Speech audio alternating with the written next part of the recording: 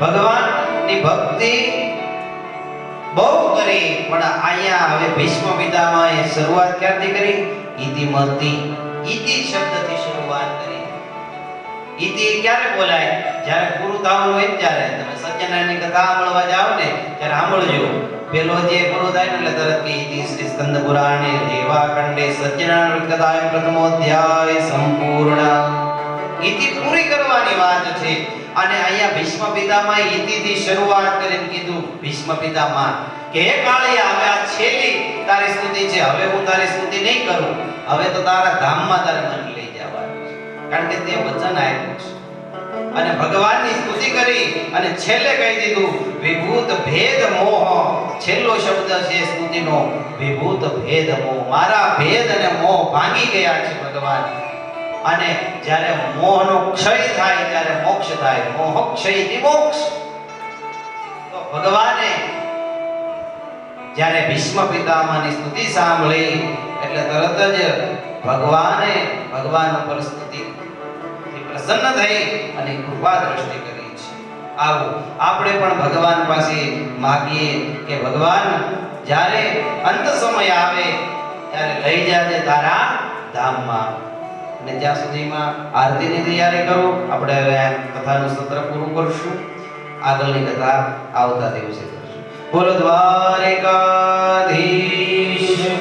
બાલકૃષ્ણ લાલ કી જય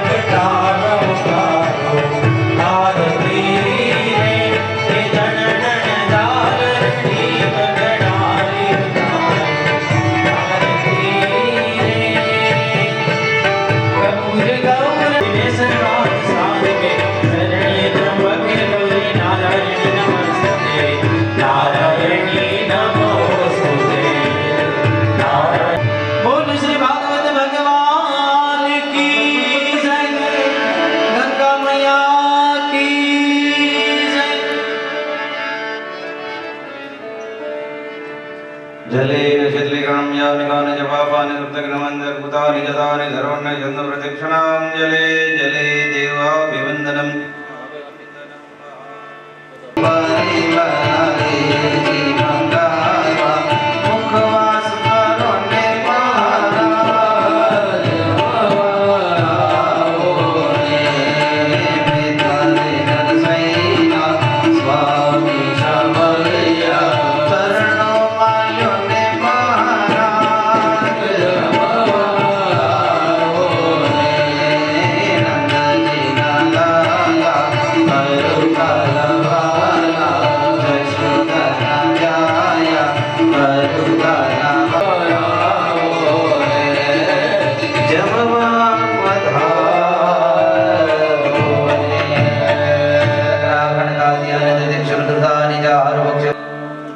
भगवान ने जमाड़ी देवाना हजी एक भाई थाल करवो ओम नमो भगवते वासुदेवाय ओम नमो भगवते वासुदेवाय ओम नमो भगवते वासुदेवाय ओम नमो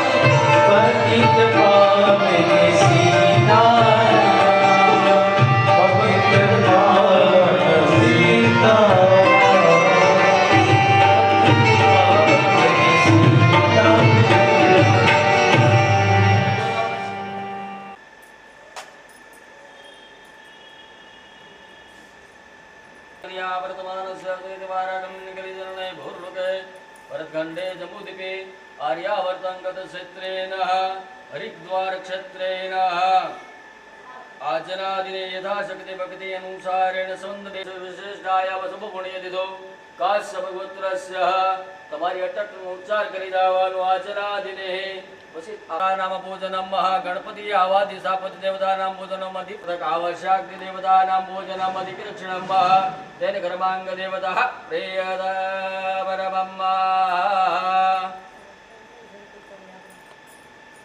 दिशे विरेक्रेता नमः सर्वे तो दिशा विक्रेता चार दिशा में देवाना ડાબા પગની તમારે જમીન ઉપર ત્રણ ફેર પેલી પડસાટ દેવાની હેડી રોગ દોષ ભય શત્રુ ગોત વર્ષ બે તમારે ત્રણ તાલે પાડી દેવાની હરિઓમાં વચ્ચેની બે આંગળી પાણીના વાટકામાં બોલે આંખે ને કાને સ્પર્શ કરી લેવાનો નેત્ર સૂત્ર બંધનમ હસ્ત પ્રક્ષાલ્યમ એ હાથ ધોઈ નાખવાનો આ વાટકામાં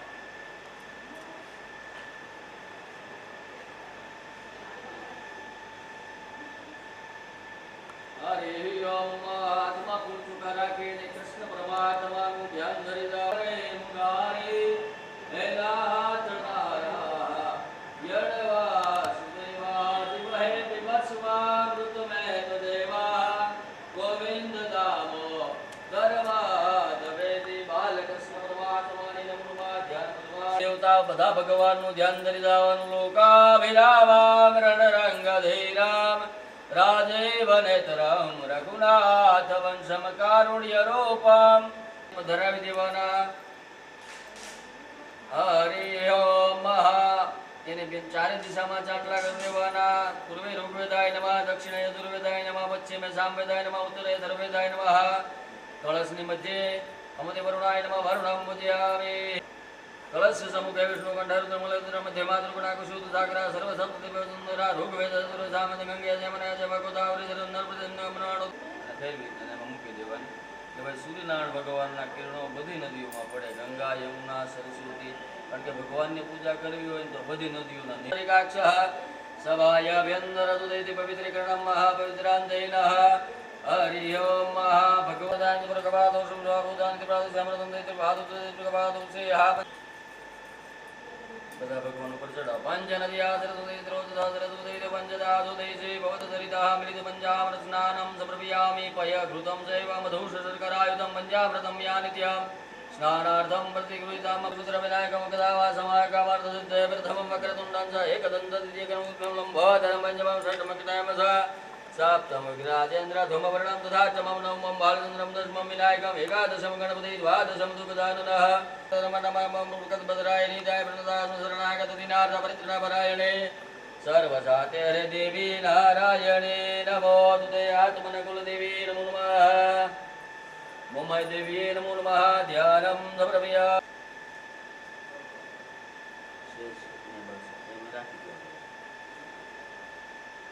તમે એ રીતે માતાજી આગળ માગ્રહ સર્વદેવાનામ ધૂપોય મૃત્યુવિનો ધૂપમાગ્રામિયામિ દીપકમ ધમમ ગંધર્વાઘનમ દામિન્દ્રપ્રતિસ્વામો કદે સોમો રાજા વિદ્વાન મુચ્યતઃ નવગ્રહ ભગવાનને કંકુનો ચાંદલો કરજો ઓમ સામ સદા શિવાય નમો નમઃ એકાદશ રુદ્રેભ્યો નમો નમઃ શનિગ્રહ હુકેતવ સર્વે ગ્રહ શાંતિગ્રહ મૂર્તિ છે ને જો લે ન્યા નીચે राधा कृष्ण परमात्मने नमः युगल स्वरूपाय नमो नमः श्री कृष्ण गोविंद हरे मुरारी हे नाथ नारायण वासुदेव बोले कन ठाकुर जी ने सन चालू करे न्या मुकी न्या ने बोले जो हे नाथ नारायण वासुदेव जीवा है विवस्वामृत में देवा गोविंद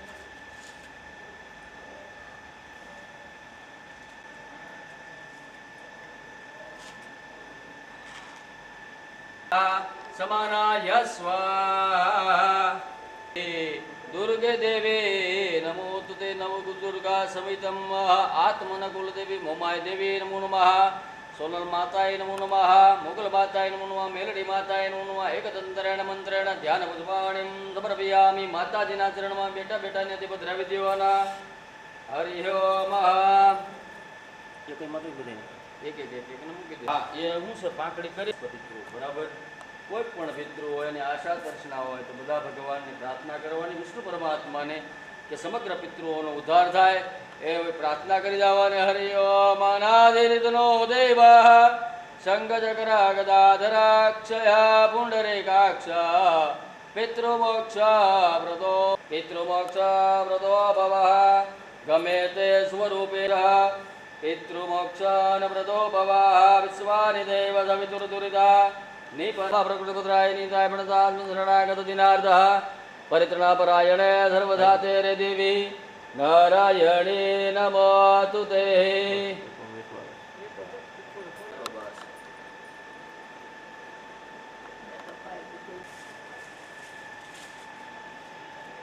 બધાને ઉપર એક એક ફૂલ રહે ને એ રીતે રાખવાનું છે. બાકીના બધા ફોટા છે. ભગવાન કી જય. હરિ ઓમ નમઃ સુનંદાય સહસ્રમૂર્તયે સહસ્રપાદા. બોલો ભાગવત ભગવાન કી જય. દ્વારિકાધીશ કી જય. કૃષ્ણ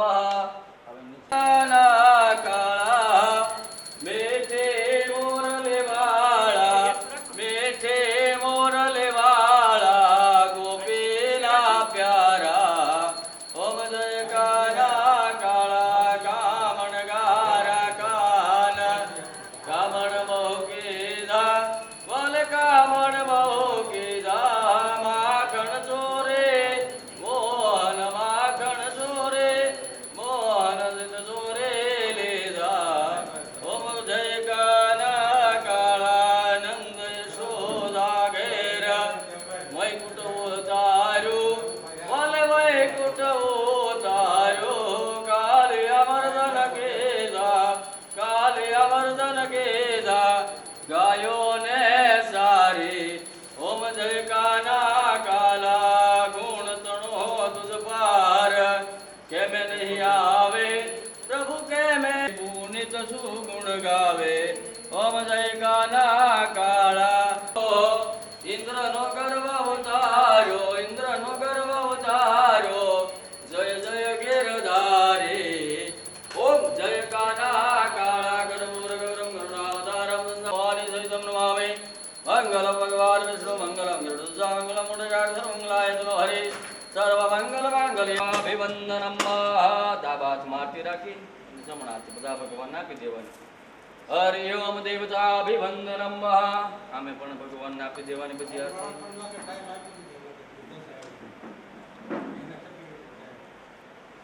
આરતી આપી દેવાની. દસ્તિક બાલ દેવતાભ્યો નમો નમઃ. રામી જય મેલડે માત કી જય. સોનલ માત કી જય. आपा की गाने दे. अपने अपने गुरु महाराज की जय. अपने अपने माता पिता की जय. द्वारिकाधीश की जय. नमः पार्वती पते हर हर महादेव. ओम नमो भगवते वासुदेवाय. ओम नमो भगवते वासुदेवाय. ओम नमो भगवते वासुदेवाय. ओम नमो भगवते वासुदेवाय. वासुदेवाय हरि वासुदेवाय. ओम नमो भगवते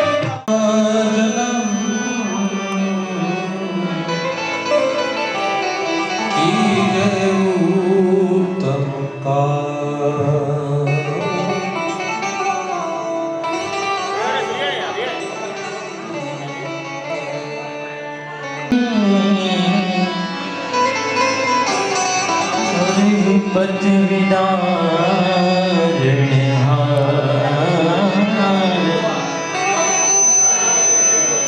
तो शिव समान दाता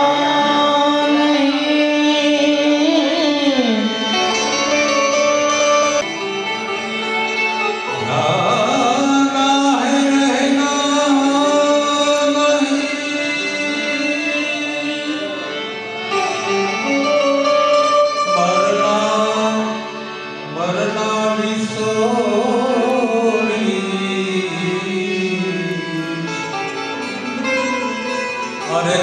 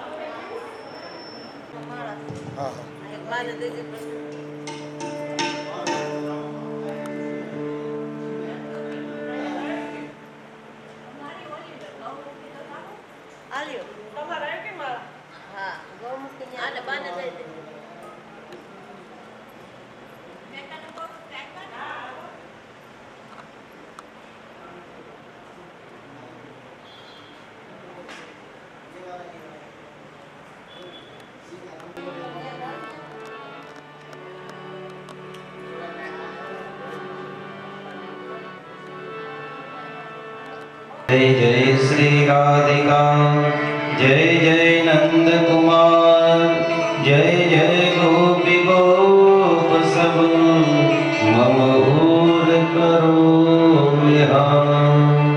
आए हनुमंत विरागे, कथा कहु मत अनुसार, प्रेम सहित गावी धरू, पधारे पवन कुमार। बोल द्वारिकाधीश की जय, बालकृष्ण लाल की जय, श्याम सुंदर यमुने महाराज की जय, श्री वल्लभाधीश की जय, सूर्य नारायण भगवान की जय, जगदम्बा उमाय मात की जय, पितृ नारायण देव की जय, श्री भागवत भागीरथी की जय, भागवत भगवान की जय, जानवी मां गंगे की जय, हनुमान जी महाराज की जय। સૌને જય શ્રી કૃષ્ણ, જય માતાજી। આવો આજના આ સત્રની આપણે શરૂઆત કરી। કાલે આપણે ભીષ્મ પિતામહની વાત કરી રહ્યા। ભીષ્મ પિતામહ ભગવાને વચન આપ્યું હતું કે હું તમને અંત સમયે દર્શન આપીશ અને અંત સમયે તમારો ઉદ્ધાર કરવા માટે હું તમારી સમક્ષ હાજર રહીશ અને એ જ વચન પાળવા માટે ભગવાન હસ્તિનાપુર રોકાયા। આ ભીષ્મ ના આખા શરીરને છેદી નાખવામાં આવ્યું અને એના અંગે અંગમાં અર્જુનના બાણો થી છેદ થયા હતા અને એમાંથી રક્ત વહ્યું। ભીષ્મ એટલે કોણ? તો આધ્યાત્મિક રીતે આ કથા સમજીએ ને તો ભીષ્મ એટલે આપણું મન। આ મન છે એ છે તો ભગવાનનો ભક્ત, પણ એ સંસારમાં આવે એટલે ક્યાં વયું જાય? તો કે કૌરવો બાજુ વહી જાય। એને આ સંસારની જે કામનાઓ છે, ઈચ્છાઓ છે, એ બાજુ મન ભાગે। પણ જો આ મનને નબળું પાડવું હોય ને તો શું કરવું પડે? તો કે માળા રૂપી અર્જુન લઈ ભગવાનના નામ રૂપી તીર વારે વારે મારવા પડે અને વારે વારે મનને છેદવામાં આવે અને ઈ પછી એકદમ નિર્મળ થઈ જાય અને નિર્બળ થઈ જાય એટલે પછી રણશૈયા ઉપર આડું પડી જાય ને પછી એને ભગવાનની પ્રાપ્તિ થાય. આ કથાની આધ્યાત્મિક અનુભૂતિ છે કે ભીષ્મ એટલે આપણું મન. ભીષ્મનો અર્થ જ ભયંકર થાય. આ મન છે ને એ જ આપણે આ સંસારમાં લઈ જાય છે. પણ આ મન એવું છે એ તાળા જેવું છે. તાળાની જે ચાવી હોય એવું મન છે કે એક ચાવી હોય ને એનાથી જ તાળું ખુલે અને એ જ ચાવીથી તાળું બંધ પણ થાય. જો મન સીધું ચાલ્યું તો તાળું ખુલી જાય અને મન ઊંધું ચાલ્યું ને તો તાળું બંધ થઈ જાય. એટલે અહીંયા મનને જીતવાની વાત છે આ કથા દ્વારા. જો મન જીતાઈ જાય, મન વિંધાઈ જાય ભક્તિથી, તો ભગવાનના શરણમાં જીવ આવી જાય અને એ જીવને ભગવાન અંત સમય દર્શન આપે. એટલે જ આપણે સ્તુતિ કરીને કે લઈ જાજે તારા ધામ. ભગવાન ક્યારે લઈ જાય આપણે એના ધામમાં? કે જ્યારે મન વિંધાય. ભીષ્મનો અર્થ ભયંકર થાય. હકીકત ભીષ્મનું નામ ભીષ્મ નહોતું, દેવવ્રત હતું. દેવ દ્વારા જેને વ્રત અપાયું છે એ એટલે કે આપણું મન. પણ એ એટલું ભયંકર છે કે જીવાત્માને ગમે ત્યાં લઈ જાય, સંસારમાં આડાવળા રસ્તે લઈ જાય. ગીતાજીમાં આ મનને રથનો સારથી કીધું છે કે રથનો સારથી હોય એ જો વ્યવસ્થિત કાબુમાં હોય ને તો રથને બરાબર લઈ જાય. અત્યારના સમયમાં કહીએ તો ગાડીનો ડ્રાઈવર, તો ડ્રાઈવર વ્યવસ્થિત હોય ને તો એ રોડે રોડે હાકે, નકર પછી ખાળિયામાં હાકે. એ જ રીતે આ મન એવું છે. આ આપણું શરીર છે એ આપણી ગાડી છે. એની અંદર જે આત્મા છે એ આપણે છીએ, ગાડીનો માલિક. અને ડ્રાઈવર છે એ કોણ છે? મન. મન જો બરાબર છે તો જ ગાડી બરાબર હાલે, આ શરીર રૂપી. નહીતર આ જે ગાડી છે ને એને ખાળિયામાં નાખે. શાસ્ત્રો કહે મન એવ મનુષ્યાણમ મંદ કારણ મોક્ષયો. આ મન છે ને એ જ મનુષ્યને બાંધે અને એ જ છોડાવે. એકનો એક મન છે. જેમ મેં હમણાં વાત કરી ને કે તાળું છે એની ચાવી સીધી ચાલે તો તાળું ખોલે, ઊંધી ચાલે તો તાળું બંધ કરી દે. તો આ ભીષ્મ પિતામહની કથાનું સાર છે. ભીષ્મ અંત સમયે ભગવાનના શરણમાં આવી ગયા હતા એટલે એનો મોક્ષ થયો છે અને ભગવાનના ધામમાં ગયા છે. એવી પણ એક કથા છે કે ભીષ્મ ને એટલા બધા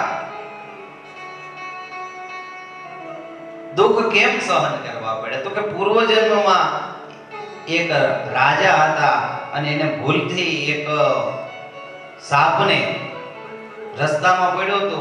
તો એને એમ થયું કે આ રથમાં આવી જશે તો ચેપાઈ જશે, મૃત્યુ પામશે. એટલે એને પોતાના હાથમાં બાણ હતું, તીર હતું. એ તીરથી સાપને લઈ અને રસ્તાની બહાર ફેંકી દીધા. પણ એ સાપ નહોતા, એક ઋષિ હતા. એ ઋષિ શ્રાપને કારણે સાપ બની ગયા હતા, નાગ બની ગયા હતા. એને એક શાપ મળ્યો હતો. એટલે ભાઈ એ ઋષિ અંત સમયનો સમય હતો પણ આ રાજાએ એને બહાર નાખ્યા ની કાંટામાં પડ્યા. એના દરેક અંગમાં કાંટા વાગ્યા. એટલે ઋષિથી ભૂલમાં શ્રાપ દેવાઈ ગયો, જેણે મને આ રીતે કાંટામાં નાખ્યો ને એના અંગે અંગ વિંધાઈ જશે. અને એ જ જે રાજા એ બીજા જન્મમાં ભીષ્મ બન્યા અને એના અંગે અંગ વિંધાણા છે. બીજી આ કથા એ રીતે પણ સમજવા જેવી છે. ભીષ્મ પિતામહના અંગે કેમ વિંધાય? તો કે જ્યારે કૌરવની સભામાં દ્રૌપદીના વસ્ત્રહરણ થતું હતું, ભીષ્મ પિતામહ ત્યાં હાજર હતા એકવાર ઊભા થઈને કહી દે ઉભો રે દુશાસન, આમ ન કરાય. પણ ભીષ્મ પિતામહ ભૂલી ન શક્યા, નજર નીચી કરી નાખી અને એ અપમાન જે થતું હતું સ્ત્રીનું એ જોતા રહ્યા. એટલે ભીષ્મ પિતામહના અંગે અંગ વિંધાણા. બાકી નગર બહુ પ્રતાપી હતા, પણ યોગ્ય સમયે એ હથિયાર ન ઉઠાવી શક્યા, વિરોધ ન કરી શક્યા. અને એની સામે જટાયુ, રામાયણમાં આવે જટાયુ, એને કોઈ દી કઈ સારું કામ નહોતું કર્યું, પણ અંત સમયે જ્યારે સીતાજીનું હરણ થતું હતું ને ત્યારે રાવણને કીધું તું ઉભો રહે, જ્યાં સુધી હું જીવતો છે ને ત્યાં સુધી તું આ સીતાને નહીં લઈ જઈશ. જટાયુને ખબર હતી કે રાવણને હું જીતવાનું નથી, પણ જટાયુ પાછી પાની નથી કરી, રાવણ સાથે યુદ્ધ કર્યું, એની પાંખો કપાઈ ગઈ ને તોય યુદ્ધ કર્યું. અને છેલ્લે મરણને શરણ ગયા ભગવાન રામના ખોળામાં એનું મૃત્યુ છે. અને ભગવાને પોતાના હાથે જેમ પોતાના પિતા દશરથ રાજાનો અગ્નિ સંસ્કાર કરે એ રીતે અગ્નિ સંસ્કાર કરી એના પિંડદાન કર્યા. એટલે ક્રોધ જરૂરી છે, યોગ્ય સમયે ધર્મનું રક્ષણ કરવા ક્રોધ કરવો જોઈએ. ભીષ્મ પિતામહ એમાં પાછા પડ્યા એટલે એને બાણની શૈયા પર સૂવું પડ્યું અને જટાયુને ભગવાનના ખોળામાં સૂવાનો લાવો મળ્યો છે. એટલે આ કથાથી એ પણ સમજવાનું, જ્યાં પણ ક્યાંય કોઈ સાથે કોઈ બેન દીકરીનું શિયળ લૂંટાતું હોય, કોઈ બેન દીકરીને હેરાન કરતું હોય, ત્યારે ક્ષત્રિયનો ગુણધર્મ છે કે બેન દીકરીને બચાવે. ક્રોધ ધર્મ માટે હોવો જોઈએ, ક્રોધનો ત્યાગ કરવાનો નથી. યોગ્ય સમયે ક્રોધ જરૂરી છે. ભીષ્મ પિતામહ ઘણા સમયે લડ્યા, પણ જ્યારે બોલવાનું હતું ત્યારે ન બોલી શક્યા. એની જગ્યાએ વિદુર ત્યાં ઊભા થઈને બોલ્યા, પણ ભીષ્મ પિતામહ એક શબ્દ બોલી શક્યા નથી. અને ભીષ્મ પિતામહના શરીર વિંધાણું એનું ત્રીજું કારણ છે કે એને કૌરવોનું અન્ન ખાધું. તમારું જેવું અન્ન એવું તમારું મન. ત્યારે ભીષ્મ પિતામહ ન બોલી શક્યાનું કારણ શું હતું કે એના પેટમાં દુર્યોધનનું અન્ન પડ્યું. આગળ હમણાં કથા આવશે કે ભગવાન હસ્તિનાપુર જશે પણ એને દુર્યોધનનું નથી ખાધું. કોનું ખાધું? તો કે વિદુરજીની ભાજીને રોટલો ખાધા, પણ એને દુર્યોધનનો મેવો મીઠાઈ કાંઈ ખાધું નથી. કેમ? તો કે જેવું અન્ન એવું મન થાય. એટલે અહીંયા ભીષ્મ પિતામહ તો ઘણા સમય સુધી દુર્યોધનનું, ધૃતરાષ્ટ્રનું અન્ન ખાધું હતું, એટલે એનું મન બગડી ગયું. તમારું જેવું પાણી હોય એવી તમારી વાણી થાય, તમારું જેવું અન્ન હોય એવું તમારું મન થાય. એટલે અન્નની શુદ્ધિ અને પાણીની શુદ્ધિ હોવી જોઈએ, તો જ તમારું મન શુદ્ધ રહે. આ ત્રીજી વાત આ કથા ઉપરથી સમજવા છે. એટલે ભાગવત ની જે કથા છે એ ફક્ત કથા નથી, એનાથી બોધ લેવાનો છે. આપણે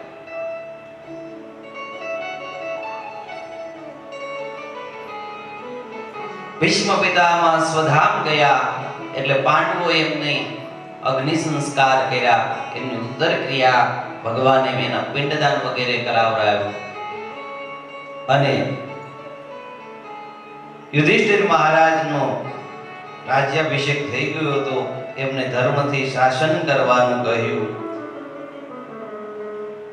ધર્મરાજ યુધિષ્ઠિર હવે પોતાના ભાઈઓ સાથે મળી અને ખૂબ જ સુંદર રીતે ધર્મયુક્ત શાસન કરી રહ્યા છે. હસ્તિનાપુર નું શાસન એવું ધર્મરાજ કરતા હતા કે રાત્રે પણ કોઈ દરવાજા બંધ કરતું નહોતું. બધા જ નિર્ભય થઈ ગયા હતા.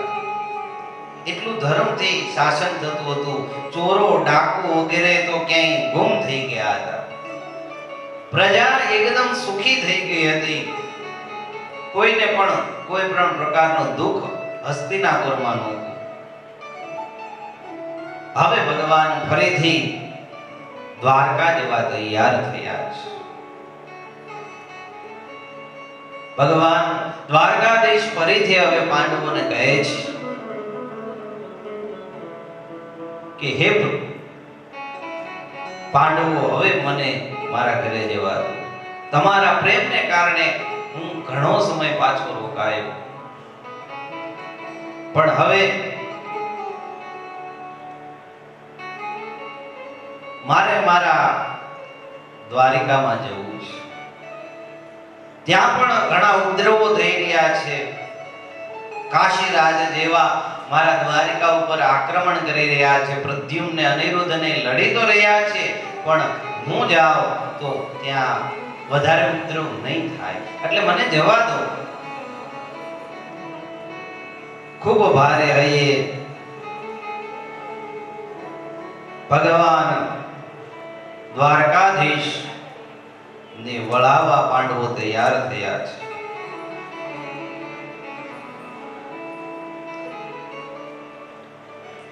પણ અર્જુન ખૂબ રડી રહ્યા છે, એટલે અર્જુનને સમજાવવા માટે ભગવાન કીધું કે હે અર્જુન, જો તારે હવે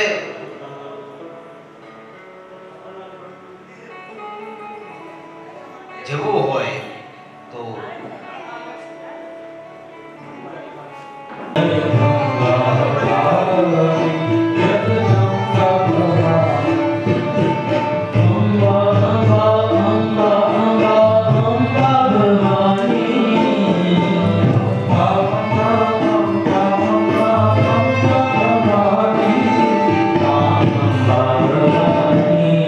જગદંબા ભવાની